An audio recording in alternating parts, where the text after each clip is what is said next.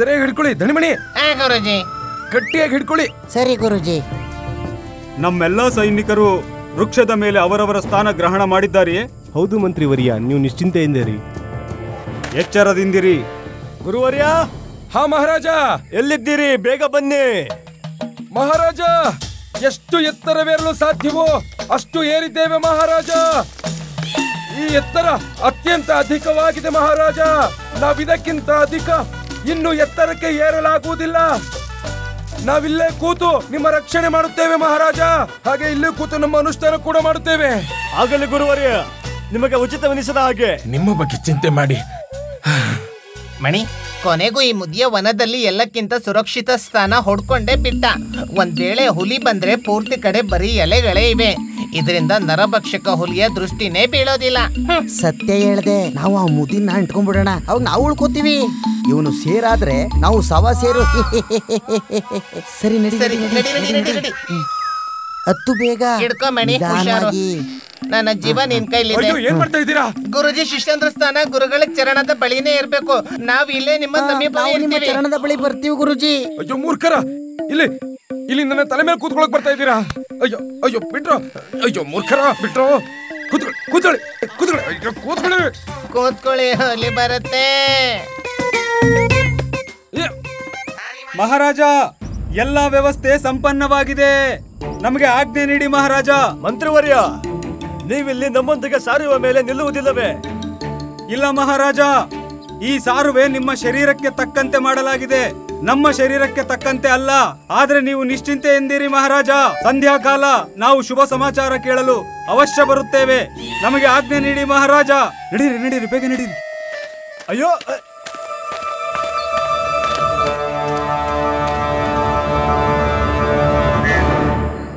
ಮಹಾಮಂತ್ರಿ ತಿಮ್ಮರಸು ಒಳ್ಳೆ ಸಿದ್ಧತೆ ಮಾಡಿಯೇ ಇಲ್ಲ. ಅವರು ನಮಗಾಗಿ ಆನೆಗಳ ವ್ಯವಸ್ಥೆಯೇ ಮಾಡಿಲ್ಲ. ಈಗ ನೋಡಿ, ವನದಲ್ಲಿ ನಾವು ಪಾದಯಾತ್ರೆ ಮಾಡಬೇಕಾಗಿದೆ. ಇದು ಒಳ್ಳೆದೇ ಆಯ್ತಲ್ವಾ? ವನದಲ್ಲಿ ಪಾದಯಾತ್ರೆ ಮಾಡೋ ಆನಂದವೇ ಬೇರೆ. ನಮಗಿಲ್ಲಿ ಕುಣಿಯುತ್ತಿರುವ ನವಿಲು ಕಂಡರೆ ತುಂಬಾ ಆನಂದವಾಗುತ್ತೆ. ಮತ್ತೆ ನಮ್ಗೆ ಹುಲಿ.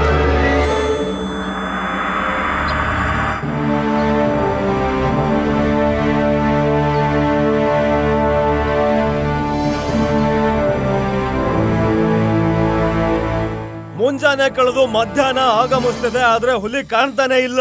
ಮಹಾರಾಜ, ನನಗನ್ಸುತ್ತೆ ಹುಲಿಗೆ ಈಗಾಗಲೇ ಚೆನ್ನಾಗಿ ತಿಳಿದು ಹೋಗಿದೆ. ಅತ್ಯಂತ ಮಹಾಬಲಿ, ಶೂರ, ವೀರ, ಮಹಾಪರಾಕ್ರಮಿ ಮಹಾರಾಜ ಕೃಷ್ಣದೇವರಾಯ ಅದನ್ನು ವಧೆ ಮಾಡುವ ಪ್ರತೀಕ್ಷೆಯಲ್ಲಿದ್ದಾರೆಂದು. ಗುರುವರ್ಯ, ಎಂತ ಮಾತಾಡ್ತಿದ್ದೀರಿ ನೀವು? ಅಲ್ಲ, ಹುಲಿಗೆ ಗೊತ್ತಿರುತ್ತೆ. ಮಹಾರಾಜ, ನಿಮ್ಮ ಪ್ರತಾಪವೇ ಆಗಿದೆ. ನಿಮ್ಮ ಮಾತಿನ ತಾತ್ಪರ್ಯ ಏನಂದ್ರೆ ಹುಲಿ ಬರುವುದೇ ಇಲ್ಲವೇನು? ನಾವಿಲ್ಲಿ ಸಾರುವ ಮೇಲೆ ಬಂದಿದ್ದು ವ್ಯರ್ಥವಾಯಿತೆ. ಬರುತ್ತೆ ಮಹಾರಾಜ, ಬರುತ್ತೆ, ಅವಶ್ಯ ಬರುತ್ತೆ. ನೀವು ಚಿಂತಿತರಾಗಬೇಡಿ. ನಾವು ನಮ್ಮ ಮಂತ್ರದ ಶಕ್ತಿಯಿಂದ ಆಕರ್ಷಿತಗೊಳ್ಳುವಂತೆ ಮಾಡಿ ನಮ್ಮೆಡೆಗೆ ಬರುವಂತೆ ಆವಾಹನೆ ಮಾಡುತ್ತೇವೆ. ನಾವು ಮಂತ್ರ ಹೇಳೋಕೆ ಹೋಗ್ತಿದ್ದೀವಿ ಮಹಾರಾಜ. ಆಗಲಿ ಗುರುವರ್ಯ.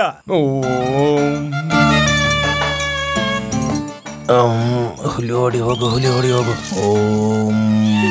ಇಲ್ಲಿ ನಮ್ಮ ಪ್ರಾಣ ಸಂಕಟದಲ್ಲಿದೆ. ಈ ಮುದಿಯ ನಾಟಕ ಮಾಡ್ತಿದ್ದಾನೆ.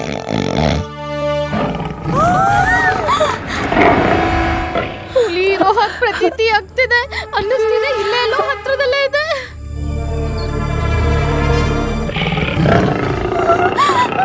ಅಯ್ಯೋ ಅಮ್ಮ, ಏನ್ ಮಾಡ್ತಿದ್ಯಾ? ಇದು ಪರಾಕ್ರಮ ತೋರ್ಸೋ ಸಮಯ ಅಲ್ಲ. ಅಲ್ಲಿ ನಾನಿಲ್ಲ. ನಿನ್ ಲಾಠಿ ನೋಡಿ ಹೆದರ್ಕೊಳಕ್ಕೆ. ಅಲ್ಲಿ ಹುಲಿ, ನರಭಕ್ಷಕ ಹುಲಿ ಇರೋದು. ನಿಲ್ಲು. ಮುಂದೆ ನುಗ್ಗಕ್ ಹೋಗ್ಬಿಟ್ಲು.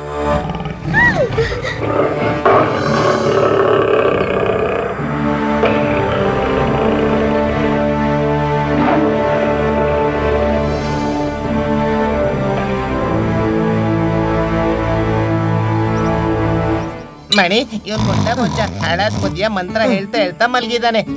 ಹೇಳ್ಸೋಣ. ಬೇಡ ಬೇಡ ಬೇಡ, ಹೇಳಿಸ್ಬೇಡ.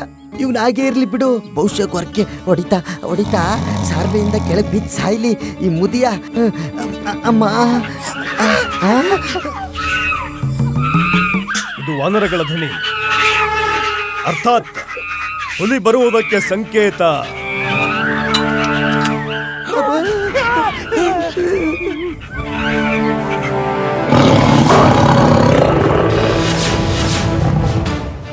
ನಿಮ್ಮ ಮಂತ್ರ ನಿದ್ರೆಯಲ್ಲೂ ಕಾರ್ಯ ಮಾಡ್ತು ಗುರುಜಿ. ಹುಲಿ ಬಂತು, ಹುಷಾರು ಕಣ್ರು. ಕಾಪಾಡಿ ಗುರುಜಿ.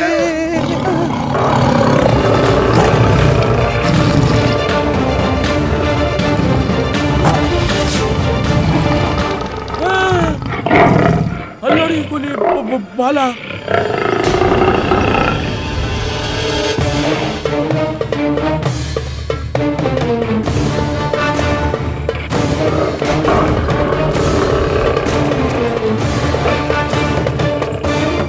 ಓಡಿ.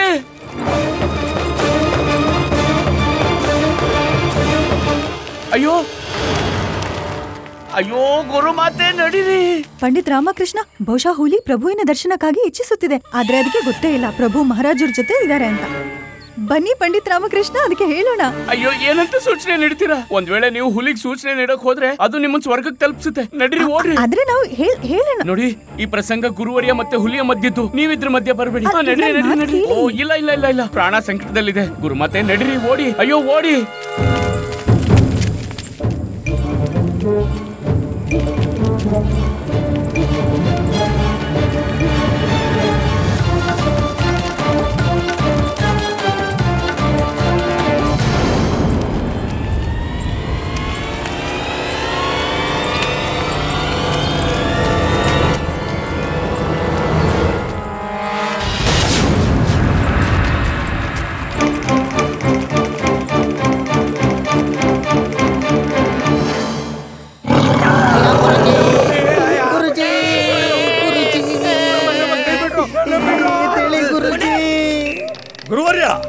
ಗುರುವರ್ಯ ಅಲ್ಲಾಡ್ಬೇಡಿ. ಹುಲಿಯ ಧ್ವನಿ ಮಾತ್ರ ಕೇಳಿಸ್ತಿದೆ, ಆದ್ರೆ ಹುಲಿ ದೃಷ್ಟಿತವಾಗುತ್ತಿಲ್ಲ ಗುರುವರ್ಯ.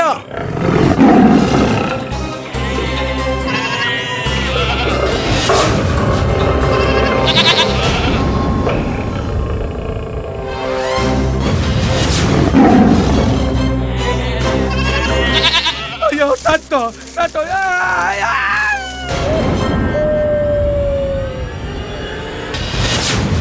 ಗುರುವರ್ಯ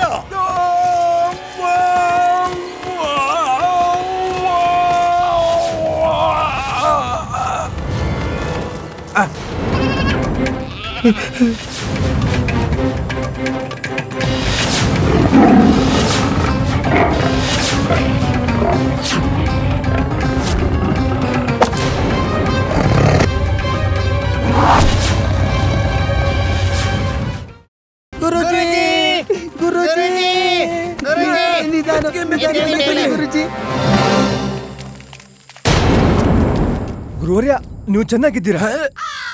ಹಾ ಮಹಾರಾಜ, ಹೌದು. ಮತ್ತೆ ಇಲ್ಲ ಕೂಡ. ಅದು ನಾವು ಸಾರುವೆಯಿಂದ ಬಿತ್ತುವಲ್ವಾ? ನಮ್ಮ ಮಾತಿನ ತಾತ್ಪರ್ಯ ಏನೆಂದ್ರೆ, ಅದು ಹುಲಿಯನ್ನು ವಧೆ ಮಾಡಲು ಸಾರುವೆಯಿಂದ ಜಿಗಿದೆವು. ಗುರುವರ್ಯ, ನಾವು ಬಾಣವನ್ನು ಬಿಡುವುದಕ್ಕೆ ಸಿದ್ಧರಿದ್ದೆವು. ನೀವು ನಿಮ್ಮ ಪ್ರಾಣವನ್ನು ಸಂಕಟಕ್ಕೀಡು ಮಾಡುವ ಅವಶ್ಯಕತೆ ಏನಿತ್ತು? ಇಲ್ಲ ಇಲ್ಲ ಮಹಾರಾಜ, ಇಲ್ಲ ಇಲ್ಲ, ನಾವು ಬಯಸುತ್ತಿರಲಿಲ್ಲ. ನಾವಿರಬೇಕಾದರೆ ಹುಲಿಯ ಮೇಲೆ ಬಾಣ ಬಿಡುವ ಕಷ್ಟ ನಿಮ್ಮ ಕೈಗಳಿಂದ ಆಗದಿರಲೆಂದು ನಾವು ಆ ಹುಲಿಯನ್ನು ವಧೆ ಮಾಡುತ್ತಿದ್ದೆವು. ಓಡ್ ಹೋಯ್ತು ಹುಲಿ ಹೆದರ್ಕೊಂಡು. ಮಹಾರಾಜ, ನಮ್ಮನ್ನು ಬಿಟ್ಟು ಹೋಗಬೇಡಿ. ಹೇ ಭಗವಂತ, ಭಗವಂತ. ಹಿಡ್ಕೊಳ್ತು. ಏನಾಯ್ತು ಮಹಾರಾಜ? ಇಲ್ಲಿ ನೋಡಿ, ರಕ್ತದ ಕಲೆಗಳು. ಆ ಹುಲಿಗೆ ಪೆಟ್ಟಂತೂ ವಶವಾಗಿದೆ. ಮತ್ತೆ ಪೆಟ್ಟು ತಿಂದ ಹುಲಿ ಹಿಂದಿರುಗಿ ಆಕ್ರಮಣ ಮಾಡಬಹುದು. ಹೇ ಭಗವಂತ. ಗುರುವರ್ಯ, ನೀವು ನಿಶ್ಚಿಂತೆಯಿಂದಿರಿ. ಒಂದು ವೇಳೆ ಅದೇನಾದ್ರೂ ಹಿಂದಿರುಗಿ ಬಂದ್ರೆ ಅದರ ಮೃತ್ಯು ನಿಶ್ಚಿತ. ಬನ್ನಿ, ಪ್ರಸ್ಥಾನ ಮಾಡೋಣ. ನಮ್ಮದು ಅದೇ ಉದ್ದೇಶ. ನಾವು ಇಲ್ಲಿಂದ ಪ್ರಸ್ಥಾನ ಮಾಡಬೇಕಿರುವುದು. ಅಯ್ಯೋ ಅಯ್ಯೋ, ನಾವು ಸಿಕ್ಕಾಕೊಂಡು ನಿಧಾನ ಗುರುಜಿ. ನಮ್ಮ ಬೆನ್ನು.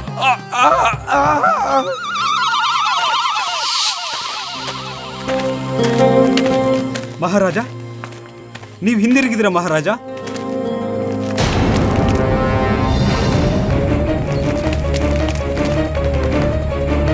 ಸೈನಿಕರೇ, ಏನಾಯ್ತು?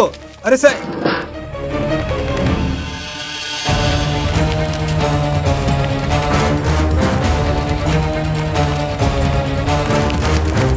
ಮಹಾರಾಣಿ,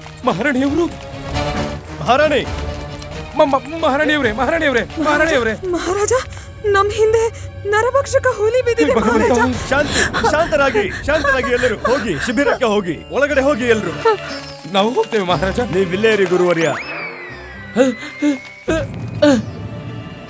ಪಂಡಿತ್ ರಾಮಕೃಷ್ಣ. ಅಯ್ಯೋ ಬನ್ನಿ ಬನ್ನಿ ಬನ್ನಿ ಮಹಾರಾಜ. ಏನಾಯ್ತು?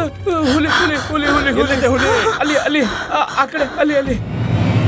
ಪಂಡಿತ ರಾಮಕೃಷ್ಣ, ಅದು ಹುಲಿ ಅಲ್ಲ, ಗಾಳಿಗೆ ಎಲೆ ಅಲಗಾಡ್ತಿದೆ. ಇಲ್ಲ ಮಹಾರಾಜ, ನಾನು ಸತ್ಯ ಹೇಳ್ತಿದ್ದೀನಿ. ನಾವೆಲ್ಲರೂ ಆ ಹುಲಿನ ನೋಡಿದ್ವಿ. ಶಾಂತಿ, ಶಾಂತರಾಗಿ ನೀವು. ಗುರುಮಾತೆ, ನೀವು ಕೃಪೆ ಮಾಡಿ ನಿಮ್ಮ ಶಿಬಿರಕ್ಕೆ ಹೋಗಿ. ಮಹಾರಾಜ, ನೀವು ಬೇಕಿದ್ರೆ ಇಲ್ಲೇ ಇರಿ ಗುರುವರ್ಯ. ನೀವು ಬೇಕಿದ್ರೆ ಮಹಾರಾಣಿ ಅವ್ರನ್ನ ಕೇಳಬಹುದು ಮಹಾರಾಜ. ಪಂಡಿತ ರಾಮಕೃಷ್ಣ, ಅದ್ಯಾಕ್ ಸಂಭವವಿದೆ? ಹುಲಿಯನ್ನ ನಾವು ನೋಡಿದ್ದೇವೆ, ಸಾರುವ ಮೇಲಿಲ್ಲ. ನಾವು ಸ್ವಯಂ ಬಾಣದಿಂದ ಹೊಡೆದಿದ್ದೇವೆ. ಆದ್ರೆ ನಾನು ಸತ್ಯ ಹೇಳ್ತಿದ್ದೀನಿ ಮಹಾರಾಜ, ಹುಲಿ ಒಂದಲ್ಲಿತ್ತು, ನಾವೆಲ್ಲರೂ ಅದನ್ನ ಕಣ್ಣಾರೆ ನೋಡಿದೀವಿ.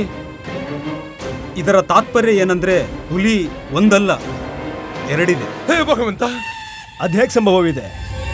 ಲಕ್ಕಣ್ಣ ಹೇಳಿರುವ ಅನುಸಾರ ಒಂದೇ ಹುಲಿ ಇತ್ತು, ಅದು ಮತ್ತೊಂದು ಎಲ್ಲಿಂದ ಪ್ರಕಟವಾಯ್ತು? ಮಹಾರಾಜ, ಇದು ಸಂಭವವಿದೆ. ಮತ್ತೊಂದು ಹುಲಿ ಬಹುಶಃ ಬೇರೆ ಅನ್ಯ ಮಾರ್ಗದಿಂದ ಬಂದಿರಬಹುದಲ್ಲ. ಮಹಾರಾಜ, ನಾವ್ ಎದುರಿಸ್ತಿರೋ ಹುಲಿ ಎಂಥದಂದ್ರೆ ಅದೊಂದು ನರಭಕ್ಷಕ. ನೀವ್ಯಾವ ಆಧಾರದ ಮೇಲೆ ಹೇಳ್ತಿದ್ದೀರಾ ರಾಮಕೃಷ್ಣ? ಮಹಾರಾಜ, ನಿಮ್ಗೆ ನೆನ್ಪಿದ್ಯಾ ಲಕ್ಕಣ್ಣ ಏನ್ ಹೇಳಿದ್ದ? ಆ ಹುಲಿ ಪ್ರಕಟವಾಗುವ ಮುನ್ನ ಒಬ್ಬ ವಿಚಿತ್ರವಾದ ಆದಿಮಾನವನ ದೃಷ್ಟಿಗತನಾಗ್ತಾನೆ ಅಂತ. ನಾನು ಅದೇ ವಿಚಿತ್ರ ಆದಿಮಾನವನ್ನ ಸ್ವಯಂ ನನ್ನ ಕಣ್ಣಾರೆ ನೋಡಿದೆ ಮಹಾರಾಜ. ಅಲ್ಲಿ ಕೊಂಬೆಗಳು ಅಲ್ಲಾಡ್ತಿದೆ ಮಹಾರಾಜ. ಶಾಂತಿ, ಶಾಂತರಾಗಿ ಗುರುವರ್ಯ. ಗುರುವರ್ಯ, ನೀವು ಹೋಗಿ ನಿಮ್ಮ ಶಿಬಿರಕ್ಕೆ. ಧನ್ಯವಾದ. ಪಂಡಿತ ರಾಮಕೃಷ್ಣ, ನೀವು ಇದನ್ನು ಹೇಳಲು ಬಯಸುತ್ತಿದ್ದೀರಾ? ವೇಷ ಬದಲಿಸುವ ರಾಕ್ಷಸನ ಕತೆ ಏನಿದೆಯೋ ಅದು ಕೇವಲ ಕತೆ ಅಲ್ಲ, ಸತ್ಯವೆಂದು. ಅರ್ಥಾತ್ ಇರಬಹುದು ಅಂತಹ ಮಾನವೀಯ ಪ್ರಾಣಿ ಹುಲಿಯ ರೂಪ ಧಾರಣೆ ಮಾಡುತ್ತದೆ. ಇಲ್ಲ ಮಹಾರಾಜ, ಇದು ಸಂಭವವಿಲ್ಲ. ಆದ್ರೆ ಆ ನರಭಕ್ಷಕ ಹುಲಿ ಮತ್ತೆ ಆ ಅಮಾನವೀಯ ಆದಿಮಾನವನಿಗೆ ಏನೋ ಒಂದು ಸಂಬಂಧ ಖಂಡಿತ ಇದೆ. ನಾನು ಆ ಜಾಗದ ಬಳಿ ಕರ್ಕೊಂಡು ಹೋಗ್ತೀನಿ, ಎಲ್ಲಿ ನಾವು ಆದಿಮಾನವನ್ನ ನೋಡಿದ್ವು ಅಲ್ಲಿಗೆ. ಇಲ್ಲ ರಾಮಕೃಷ್ಣ, ಇಷ್ಟೊತ್ತಿಗಾಗಲೇ ಆ ಆದಿಮಾನವ, ಆ ಹುಲಿ ಏನೇ ಇರಬಹುದು, ಅದು ಪ್ರಸ್ಥಾನಿಸಿರಬಹುದು. ನೀವೆಲ್ಲರೂ ನಿಶ್ಚಿಂತೆಯಿಂದಿರಿ. ನಾವು ನಾಳೆ ಪುನಃ ಸಾರುವೆ ಬಳಿ ಹೋಗುತ್ತೇವೆ. ಈಗ ನೀವೆಲ್ಲರೂ ವಿಶ್ರಾಮ ಮಾಡಿ, ನಾವು ಮಾಡುತ್ತೇವೆ. ನಿಮ್ಮ ಆಜ್ಞೆ ಮಹಾರಾಜ. ನೀವೆಲ್ಲರೂ ಎಚ್ಚರಿಕೆಯಿಂದಿರಿ. ಪಂಡಿತ ರಾಮಕೃಷ್ಣ, ನೀವು ವಿಶ್ರಾಂತಿ ಮಾಡಿ. ಹಾ.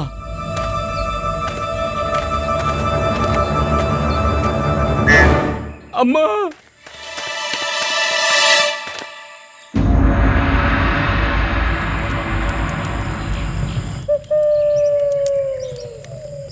ವರುಣಮಾಲಾ, ನಿಮ್ಗೆ ಕೇಳಿಸ್ತಿದ್ಯಲ್ವಾ? ನಮ್ಮ ಬೆನ್ನಿಗೆ ಲೇಪನ ಹಚ್ಚಿ ಘೋರವಾಗಿ ನೋವಾಗುತ್ತಿದೆ. ಗುರುಜಿ, ಒಂದ್ ವೇಳೆ ನೀವು ಹೇಳಿದ್ರೆ ನಾವು ನಿಮ್ಮ ಬೆನ್ನಿಗೆ ಲೇಪನ ಹಾಕ್ಬೋದಾ ಗುರುಜಿ? ಸುಮ್ನಿರೋ ಮೂರ್ಖರ, ಇದೆಲ್ಲ ಆಗಿದೆ ನಿಮ್ಮಿಂದ. ವರುಣಮಾಲಾ, ಹೇಳಿ ಸ್ವಾಮಿ. ಅದೇನು ಲೇಪನ ಹಚ್ಚೋಕೆ ಹೇಳಿದ್ದು, ಬೆಂಕಿ ಹಚ್ಚೋದಕ್ಕಲ್ಲ. ರಾತ್ರಿ ಆಗಿದೆ, ನಾವು ಚಂದ್ರಮನಿಗೆ ಬೆಂಕಿ ಹಚ್ಚಿ ಬರ್ತೀವಿ. ಚಂದ್ರನಿಗೆ ಅಗ್ನಿಯಿಂದ ಪ್ರಯೋಜನವೇನು? ಸ್ವಾಮಿ, ಸೂರ್ಯನಿಗೆ ನಾವು ಜಲ ಅರ್ಪಣೆ ಮಾಡುತ್ತೇವೆ, ಏಕೆಂದರೆ ಅದು ಉಷ್ಣದಿಂದಿರುತ್ತೆ. ಇದರ ಪ್ರಯೋಜನದಿಂದಲೇ ನಾವು ಚಂದ್ರಮನಿಗೆ ಅಗ್ನಿಯನ್ನು ಅರ್ಪಿಸುತ್ತೇವೆ, ಏಕೆಂದರೆ ಅದು ಶೀತಲ. ಹೇ ಭಗವಂತ, ಈ ಘರ್ಜನೆ ಎಲ್ಲಿಂದ ಬಂತು? ಸ್ವಾಮಿ, ಹೇಗೆ ಪ್ರತೀತಿ ಆಗ್ತಿದೆ ಅಂದ್ರೆ ನರಭಕ್ಷಕ ಹುಲಿ ನಿಮ್ಮ ದರ್ಶನ ಪ್ರಾಪ್ತಿ ಪಡೆಯೋದಕ್ಕೆ ಕಾಯುತ್ತಿರಬಹುದು. ನಾವದನ್ನು ಆಮಂತ್ರಿಸುತ್ತೇವೆ. ತಪ್ಪಿನಿಂದ ಅದು ಬೇರೆ ಬಿಡಾರಕ್ಕೆ ಹೋಗಬಾರ್ದು.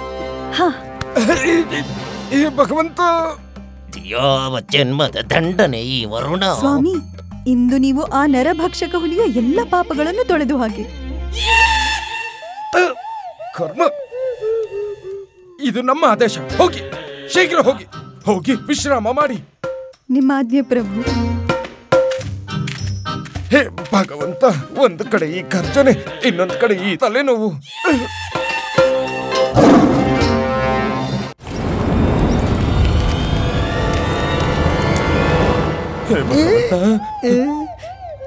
ಇರು ಗುರುಜಿ, ಈಗ ನಾವು ಹೊರಡ್ತೀವಿ.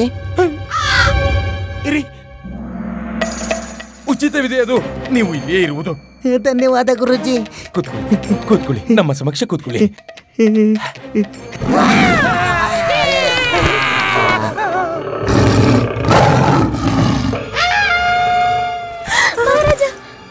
ಮಹಾರಾಜ, ಮಹಾರಾಜ, ನೀವು ಯಾವ ಹುಲಿಯ ವಧೆ ಮಾಡಲು ಸಾರ್ವೆ ಮೇಲೆ ಹತ್ಕೂತಿದ್ರೋ ಪ್ರತೀತಿ ಆಗ್ತಿದೆ. ಅದು ಶಿಬಿರಕ್ಕೆ ಬಂದಿರಬಹುದು. ಕೊನೆ ಪಕ್ಷ ಮೊದಲೇ ಸೂಚನೆ ನೀಡಬಹುದಿತ್ತಲ್ಲ. ರಾತ್ರಿ ಯಾಕೆ ಇಲ್ಲಿಗೆ ಬರ್ಬೇಕಿತ್ತು? ಇಡೀ ದಿನ ಮಹಾರಾಜರು ಸಾರುವೆ ಬಳಿ ಪ್ರತೀಕ್ಷೆ ಮಾಡೋ ಕಷ್ಟ ಯಾಕೆ ಪಡಬೇಕಿತ್ತು? ಮಹಾರಾಜ ಹೋಗಿ ಅಲ್ಲ, ಹೋಗಿ ವಧೆ ಮಾಡಿ. ನಾವು ಸೂರ್ಯಾಸ್ತದ ನಂತರ ಯಾವುದೇ ಪ್ರಾಣಿಗಳ ವಧೆ ಮಾಡುವುದಿಲ್ಲ. ಒಂದು ವೇಳೆ ಅದು ಪ್ರಾತಃ ಕಾಲದವರೆಗೆ ಪ್ರತೀಕ್ಷೆ ಮಾಡಿದರೆ ಅದರ ವಧೆ ಅವಶ್ಯ ಮಾಡುತ್ತೇವೆ. ಆದರೆ ಈಗ ನಾವು ವಿಶ್ರಾಂತಿ ಮಾಡುತ್ತೇವೆ. ಮಹಾರಾಜ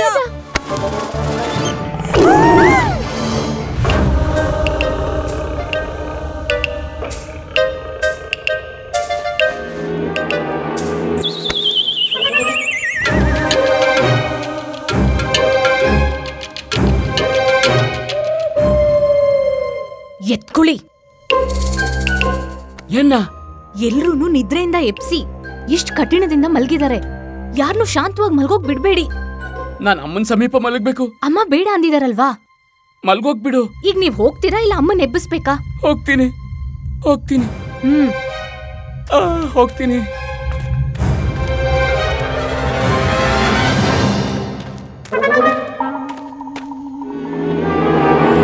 ನನ್ಗನಿಸ್ತಿದೆ ನರಭಕ್ಷಕ ಹುಲಿ ಓಡೋಗಿದೆ.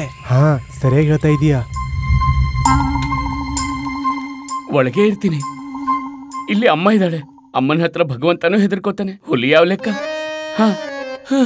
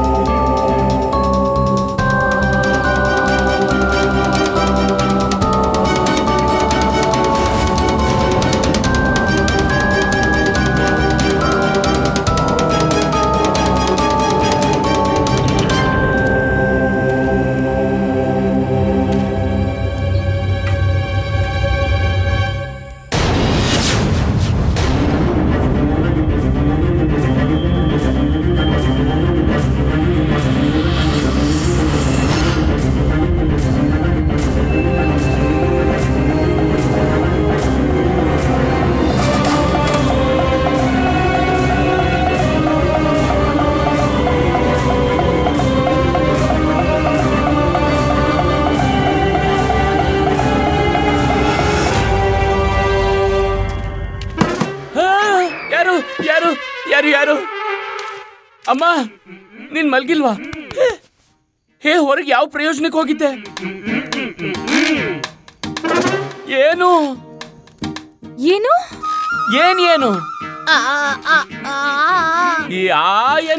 ಯಾರನ್ನ ಕರಿತಿದ್ಯಾ? ಇಷ್ಟೊಂದು ಯಾಕೆ ಹೆದರಿದ್ಯಾ? ನನ್ನನ್ನು ಹೆದರ್ಸಿ ನನಗೂ ಹೇಳು. ಅಮ್ಮ ಹೇಳ್ತಿದ್ದಾರೆ, ಅವರು ಹೊರಗೆ ಆದಿ ಮಾನವನನ್ನ ನೋಡಿದ್ರಂತೆ. ಹೌದಾ?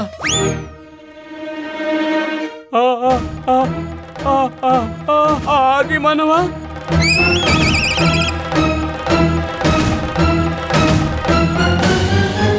ಮತ್ತೆ ಅಮ್ಮ ಅವನನ್ನ ಲಾಠಿ ತೋರಿಸಿ ಓಡಿಸಿದ್ರಂತೆ. ಏನಮ್ಮ ನೀನು ಆದಿ ಮಾನವನ ಓಡಿಸಿದ್ಯಾ? ಅಯ್ಯೋ, ಆದಿ ಮಾನವ ಏನು ಬೆಕ್ಕಿನ ಮರಿನಾ ನಿನ್ ಲಾಠಿ ತೋರಿಸ್ತಿದ್ದ ಹಾಗೆ ಓಡ ಹೋಗಕ್ಕೆ? ಮಲ್ಗು, ಯಾವ ಆದಿ ಮಾನವನೂ ಇಲ್ಲ. ಶುಭರಾತ್ರಿ, ಮಲ್ಕೊಳ್ಳಿ.